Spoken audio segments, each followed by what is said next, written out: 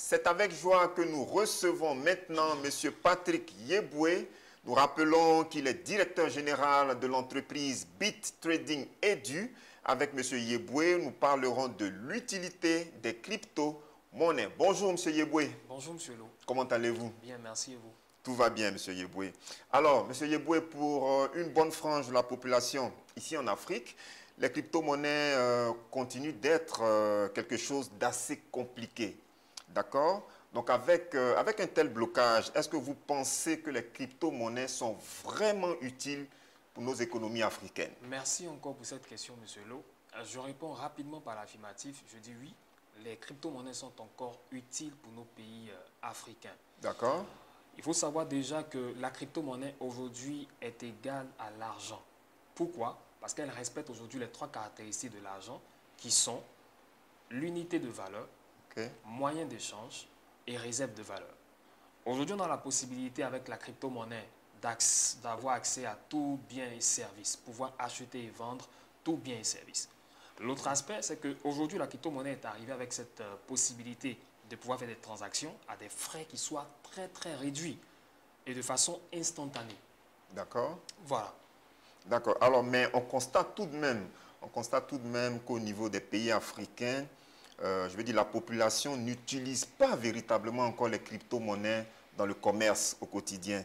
D'accord? Est-ce que, je veux dire, eu égard à cette faiblesse, est-ce que parler d'utilité de crypto-monnaies, est-ce que ce n'est pas fait preuve d'une certaine utopie, M. Yeboué? Alors, pas du tout, pas du tout. La crypto-monnaie est née en 2009 et ça fait 13 ans aujourd'hui qu'elle existe. Il y a des pays dans lesquels on peut vivre entièrement de crypto-monnaie. Ah bon? Exactement. D'accord. Au Nigeria, par exemple, on a la possibilité, et j'en ai fait l'expérience, de vivre de ces crypto-monnaies. Lorsqu'on part, par exemple, on a la possibilité, par exemple, à l'aéroport, de pouvoir même acheter son billet d'avion, de pouvoir échanger ses monnaies fiat, par exemple, en crypto-monnaie, ou les crypto-monnaies en monnaie fiat. Lorsque vous arrivez, par exemple, dans un pays tel que le Nigeria, ou je vais dire la France, par exemple, il y a des commerçants qui sont présents, qui ont compris l'utilité de la crypto-monnaie, chez qui nous pouvons acheter biens et services, chez qui nous pouvons louer un véhicule, acheter un véhicule et plein d'autres choses. D'accord. Voilà, donc ce sont des choses qui se font ici actuellement.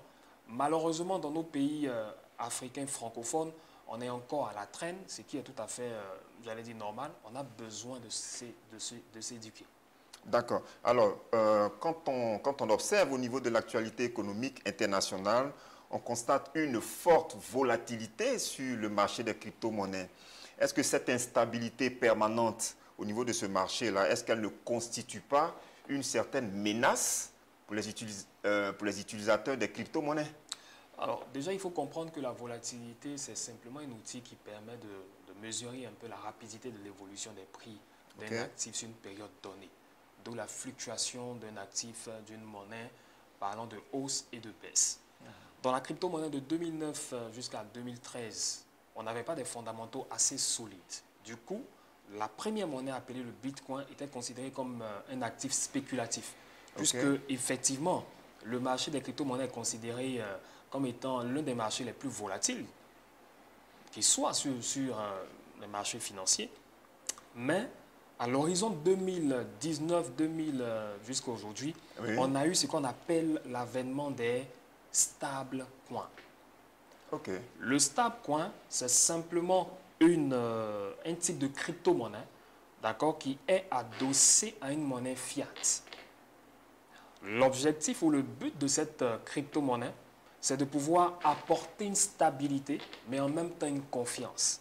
Qu'est-ce que ça signifie? Ça signifie qu'aujourd'hui, malgré la volatilité qu'il y a sur le marché des crypto-monnaies, on a la possibilité de pouvoir se prémunir contre la baisse, contre la baisse d'un actif, grâce au stablecoin. D'accord. Alors, on aura le temps au cours d'autres numéros de revenir sur un certain nombre de choses. Mais pour conclure, nous constatons par exemple au niveau des banques commerciales classiques qu'il y a des autorités de régulation, notamment les banques centrales.